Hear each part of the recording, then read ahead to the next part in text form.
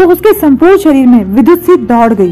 नीच कमीना अपनी ही मन से स्वयं को साधु बना बैठा है, और आज भी वृत्ति इतनी घिनौनी।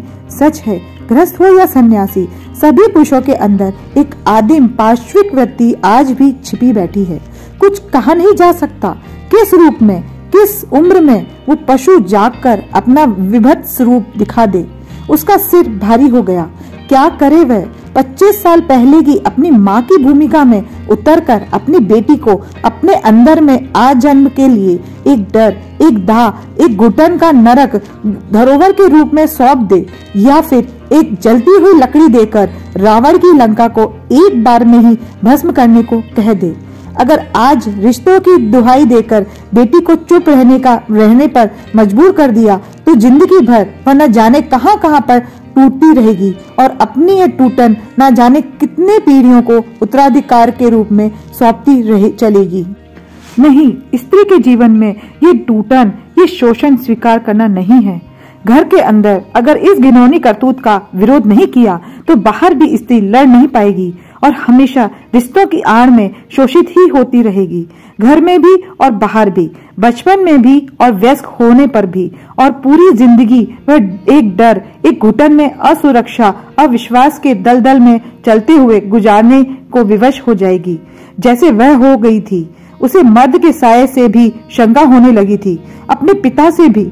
पिताजी भी अगर सहज स्नेह से उसके कंधे या पीठ पर हाथ रख देते, तो वह डर से ठंडी पड़ जाती और भागकर माँ से लिपट जाती। हमारा शरीर हमारी अत्यंत निजी और सबसे कीमती संपत्ति है। इस पर किसी का भी अनाधिकार स्पर्श स्वीकार नहीं करना चाहिए, चाहे वह कोई भी हो। जब तक स्त्री स्वयं अपने शरीर का सम्मान करना नहीं सीखेगी, तब तक चार दीवारी के भीतर विभिन्न रिश्ते उससे विभिन्न रूपों में छल करते रहेंगे। नहीं, वह अपनी बिटिया को बताएगी स्त्री होने के नाते अपनी मर्यादा और अपने शरीर का सम्मान दुनिया की किसी भी अन्य चीज से सर्वोपरि है। किसी को भी इसका अपमान करने का अधिकार मत दो। 4 दिन बाद घर में कथा का पाठ रखा गया था। आस पड़ोस दूर पास के सब रिश्तेदार एकत्रित थे। यही अच्छा मौका है।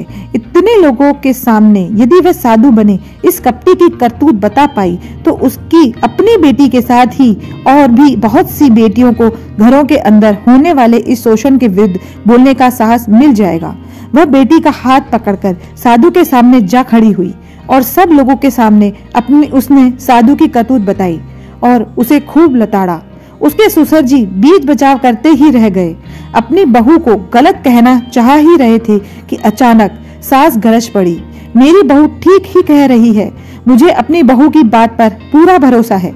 मैं भी इनकी बुरी नीयत के प्रति शंकित थी, लेकिन परिवार की इज्जत, रिश्तेदारी और समाज के ख्याल से आज तक चुप रही। लेकिन अब नहीं, अब भी अगर हम चुप रही तो घर की दीवारें ही हमारे सिर से लाज के पर्दे उतारने लगेंगी।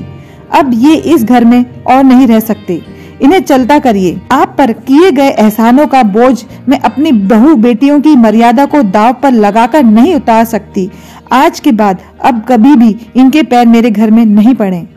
सन्यासी बने ससुर जी के भाई ने चुपचाप अपना सामान उठाया और चले गए। सास ने अपनी बहू और पोती को अपने सीने से लगा लिया। स्त्री स्त्री पर विश्वास करे, अपना स्वयं का सम्मान करे, रिश्तों को एक ओर रखकर अपनी मर्यादा का हनन करने की चेष्टा करने वाले के विरुद्ध बोलने का साहस करे, तो पुरुष के अंदर छिपे उस आदिम हिंसक पुरुष की हिम्मत ही नहीं होगी कि वह आंख उठाकर उसकी ओर देख भी ले। आज उसने अपनी सास के साथ मिलकर अपनी बेटी को एक साहस, एक सुरक्षा का एहसास सौंपा था।